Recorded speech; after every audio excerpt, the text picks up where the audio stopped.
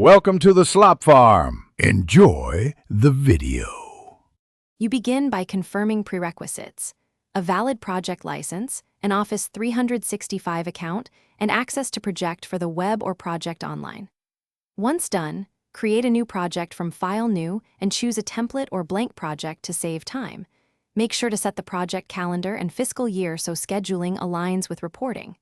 You should also add essential fields now: project start and finish dates, default task type, and time zone, so baseline calculations work correctly as you proceed. You now build the schedule by breaking the project into phases, milestones, and work tasks, estimating durations for each activity. Next, link tasks with dependencies, finish to start to start, and apply constraints or lag only when necessary. This prevents unexpected schedule rigidity. Then assign resources, people, equipment, or materials, and set their availability and rates so resource leveling and cost roll-ups remain accurate. Once assignments are in, run a quick resource check to spot overallocations and smooth the plan. You finalize by publishing a baseline immediately, then regularly update % complete and enter actual work, costs, and dates to keep the plan truthful.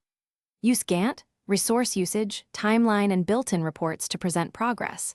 Once done, export or publish to SharePoint or Teams for stakeholders. If you run into problems, make sure to validate task links, check calendar mismatches, and confirm resource assignments. These 3 checks resolve most scheduling discrepancies quickly and get your plan back on track. Thanks for watching. Consider subscribing if we helped you today.